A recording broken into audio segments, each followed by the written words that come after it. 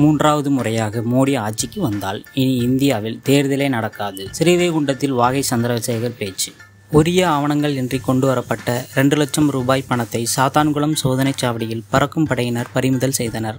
மூன்றாவது முறையாக மோடி ஆட்சிக்கு வந்தால் இனி இந்தியாவில் தேர்தலே நடக்காது. ஸ்ரீவைகுண்டத்தில் வாகை சந்திரசேகர் பேச்சு. தூத்துக்குடி மாவட்ட பாராளுமன்ற தொகுதியில் திமுக சார்பில் போட்டியிடும் கனிமொழி கருணாநிதியை ஆதரித்து அவருக்கு வாக்கு கேட்ட திமுக கலை இலக்கிய பகுத்தறிவு பேரவைத் தலைவரும் முன்னாள் சட்டமன்ற உறுப்பினருமான வாகை சந்திரசேகர் ஸ்ரீவைகுண்டத்திற்கு வருகை தந்தார். அவருக்கு திமுக மற்றும் அதன் கூட்டணி கட்சியினர் பொன்னாடை அணிவித்து வரவேற்பு அளிக்கப்பட்டது. அதன் பின்னர் பொதுமக்கள் மத்தியில் திறந்த வேணியில் அவர் பேசுகையில், திராவிட முன்னேற்ற கழகத்தினுடைய வேட்பாளராக முத்தமிழறிஞர் கலைஞருடைய அன்பு மகள் தமிழக முதல்வர் தளபதியினுடைய அருமை தேக்கை அன்பு சகோதரி கனிமொழி அவர்கள் உதயசூரிய சன்னத்திலே நிற்கிறார். அவரை நீங்கள் மீண்டும் உதயசூரிய சன்னத்திலே வெற்றி பெற செய்யப் போகிறீர்கள் என்பது நான் வருகின்ற வழியிலெல்லாம் மிகுந்த எழுச்சியோடு வரவேற்ற மக்களுடைய அந்த மகிழ்ச்சி வெள்ளத்திலேயே புரிந்து கொண்டேன். ஆனால் இத்தனை கோடி மக்கள் வாக்கு அளித்து ஓட்டு போட்டு இந்த நாட்டுடைய முதல்வராக இருக்கிற மோடி விதவிதமா டிரெஸ் போட்டுக்கிட்டு உலகம் பூரா சுத்திட்டு இருக்காரு. இந்தியாவை மறந்துட்டாரு.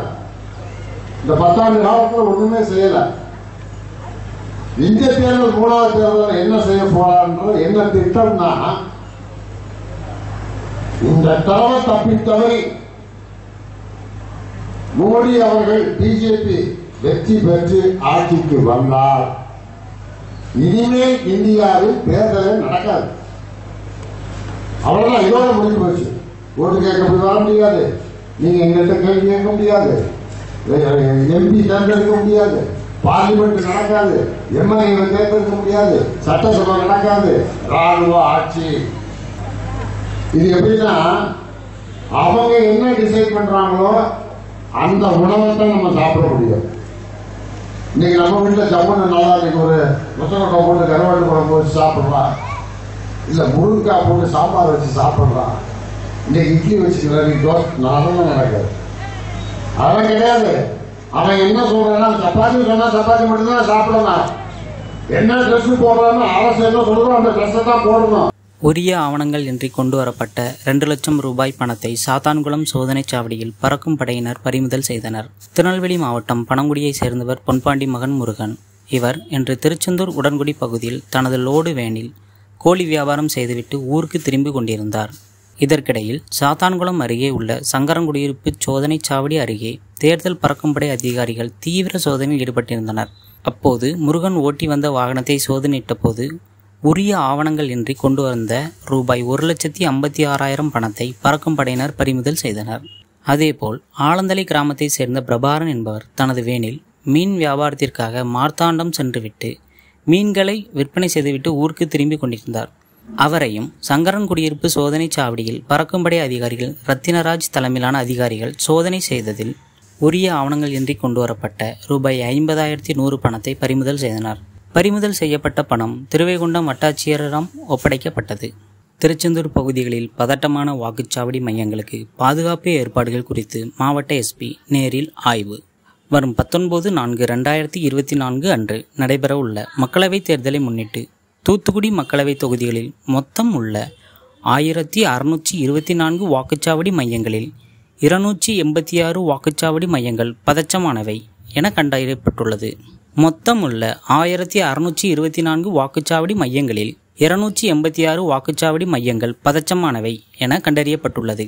அதன்படி திருச்செந்தூர், சாத்தான்குளம் மற்றும் திருவைகுண்டம் ஆகிய காவல் உட்கோட்ட எல்லைக்குட்பட்ட பகுதிகளில் உள்ள பதட்டமான வாக்குச்சாவடி மையங்களுக்கு மாவட்ட காவல் கண்காணிப்பாளர் டாக்டர் எல் பாலாஜி சரவணன் நேரில் சென்று பாதுகாப்பு ஏற்பாடுகள் குறித்து ஆய்வு மேற்கொண்டு சம்பந்தப்பட்ட காவல் அதிகாரிகளுக்கு அறிவுரை மற்றும் ஆலோசனைகளை வழங்கினார். இந்த ஆய்வின் போது திருச்செந்தூர் உட்கோட்ட காவல் துணை கண்காணிப்பாளர் வசந்தராஜ், சாத்தான்குளம் உட்கோட்ட காவல் துணை கண்காணிப்பாளர் கென்னடி, திருவைகுண்டம் உட்கோட்ட காவல் துணை கண்காணிப்பாளர் மாயவன், திருவைகுண்டம் உட்கோட்ட காவல் துணை கண்காணிப்பாளர் மாயவன் மற்றும் காவல் ஆய்வாளர்கள் சார்பு ஆய்வாளர்கள் உட்பட காவல்துறையினர் உடனிருந்தனர். திருச்செந்தூர் அவசர சிகிச்சை மற்றும் மீட்பு மையத்தில் சிறப்பு மகளிர் சுய உதவிக்குழு துவக்கம். தூத்துக்குடி மாவட்டம் திருச்செந்தூரில் ஆதரவற்ற மனநல பாதிக்கப்பட்டோருக்கான அவசர சிகிச்சை மற்றும் மீட்பு மையத்தில் 10 ஆண்கள் 10 பெண்கள் என மொத்தம் 20 பேர் பயனாளிகளாக உள்ளனர். கடந்த மாதம் சரவணன் மற்றும் சுரேஷ் தலைமையிலான ECRC குழுவினர் பயனாளிகளுடன் கலந்துரையாடிய போது பெண் பயனாளிகளை கொண்டு சிறப்பு மகளிர் குழு ஒன்றை உருவாக்கலாம் என முடிவு செய்ததை தொடர்ந்து ECRC மையத்தின் படிக்கும் அறையில் வைத்து செந்தூர் ECRC சிறப்பு மகளிர் சுய உதவி குழு துவங்கப்பட்டு முதல் கூட்டம் நடைபெற்றது. இதில் உதவிக்குழு இயக்குநராக மாதவியும் பிரதிநிதியாக உஷாவும் தேர்வு செய்யப்பட்டனர். உறுப்பினர்களாக கவிதா, நிர்மலா, காளீஸ்வரி தேர்ந்தெடுக்கப்பட்டனர். கூட்டத்தை சமூக பணியாளர் நாடாளுமன்ற தொகுதி வேட்பாளர் கனிமொழிக்கு உப்பள தொழிலாளர்களிடம் மாநகராட்சி மேயர் ஜெகன் பெரியசாமி வாக்கு சேகரிப்பு. தூத்துக்குடி நாடாளுமன்ற தொகுதியில் 2வது முறையாக போட்டியிடும் திமுக வேட்பாளர் கனிமொழி கருணாநிதிக்கு ஆதரவாக தூத்துக்குடி மாநகராட்சி மேயர் ஜெகன் பெரியசாமி வாக்கு சேகரிப்பு. திமுக வேட்பாளர் கனிமொழி கருணாநிதிக்கு ஆதரவாக தூத்துக்குடி மாநகராட்சி மேயர் ஜெகன் பெரியசாமி வாக்கு சேகரிப்பு பணிகளில் ஈடுபட்டு வருகின்றார். அந்த வகையில் தூத்துக்குடி திருச்செந்தூர் சாலையில் உள்ள உப்பளங்களுக்கு நேரில் சென்று அங்கு பணிபுரியும் தொழிலாளர்களிடம் அவர்களது குறைகள் மற்றும் கோரிக்கைகள் ஆகியவற்றை கேட்டறிந்தார். பின்னர் தங்கள் வாக்குகளை நமது தொகுதியில் போட்டியிடும் வேட்பாளர் கனிமொழி கருணாநிதிக்கு உதயசூரியன் சின்னத்தில் அளிக்கும்படி கேட்டுக்கொண்டார். மீண்டும் நமது தொகுதியில் வெற்றி பெற்று வந்த பிறகு கோரிக்கைகள் குறைகள் அனைத்தும் நிறைவேற்றி தரப்படும் என்று உப்பள தொழிலாளரிடம் உறுதியளித்தார். பின்னர் தூத்துக்குடி ஸ்பிக் நிறுவனத்தின் நுழைவு வாயிலுக்கு சென்று அங்கு வந்த தொழிலாளரிடம் மாநகராட்சி மேயர் ஜெகன் பெரியசாமி கனிமொழி கருணாநிதிக்கு ஆதரவாக வாக்குகளை சேகரித்தார். குலசேகரன்பட்டினத்தில் மக்களவைத் தேர்தலை முன்னிட்டு ரயில்வே சிறப்பு பாதுகாப்பு படை மற்றும் போலீசாரின் கொடி அணிவகுப்பு நடைபெற்றது. குலசேகரன்பட்டினத்தில் மக்களவைத் தேர்தலை முன்னிட்டு ரயில்வே சிறப்பு பாதுகாப்பு படை மற்றும் போலீசாரின் கொடி அணிவகுப்பு நடைபெற்றது. தமிழகத்தில் வரும் ஏப்ரல் 19ஆம் தேதி மக்களவைத் தேர்தல் நடைபெற உள்ளது. இதனை முன்னிட்டு தூத்துக்குடி மாவட்டம் குலசேகரன்பட்டினத்தில் பாராளுமன்ற தேர்தலில் பொதுமக்கள் அச்சமின்றி வாக்களிக்க போலீசார் அணிவகுப்பு நடத்தினர். இதில் ரயில்வே சிறப்பு பாதுகாப்பு படை 60 காவலர்கள் மற்றும் தூத்துக்குடி மாவட்ட காவலர்கள், குலசேகரன்பட்டினம் போலீஸ் இன்ஸ்பெக்டர் ரகுராஜன் தலைமையில் இசைக்கருவிகள் முழங்கியவாறு அணிவகுத்து ஊர்வலமாக சென்று பொதுமக்களுக்கு நம்பிக்கை அளித்தனர். இந்த அணிவகுப்பு முக்கிய வீதிகளில் நடைபெற்றது.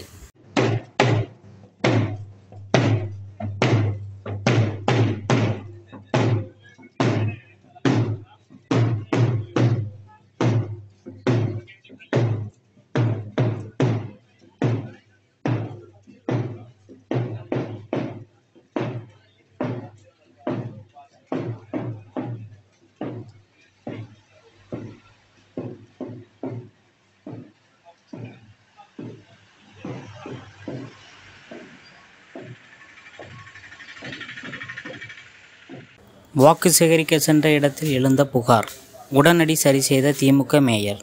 தூத்துக்குடி மாநகராட்சி பகுதிகள் முழுவதும் உள்ள பல்வேறு இடங்களில் மாநகராட்சி மேயர் ஜெகன் பெரியசாமி திமுக வேட்பாளர் கனிமொழி கருணாநிதிக்கு ஆதரவாக வாக்குகள் சேகரித்து வருகின்றார்.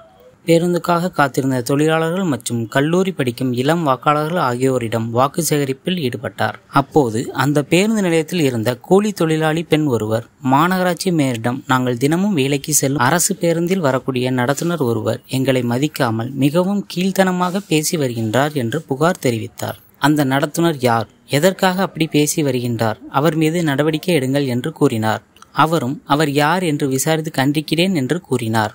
மேலும் பாதிக்கப்பட்ட பெண்ணிடம் கேளுங்கள் என்று மேயர் அந்த பெண்ணிடம் செல்போனை கொடுக்க அந்த கூலி தொழிலாளி பெண்ணும் அடுக்கடுக்காக அந்த நடத்துனர் மீது புகார்களை குவித்தார்கள்.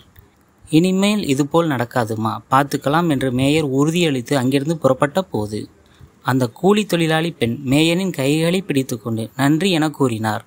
அதற்கு அவர், நமது முதல்வர் உங்களுக்காக பேருந்தை இயக்கி வருகின்றார், நீங்கள் கவலைப்படாதீங்க, இனி இதுபோல் நடக்காது, அப்படி நடந்தால் உடனடியாக நடவடிக்கை எடுப்போம் என அங்கிருந்து புறப்பட்டு சென்றார்.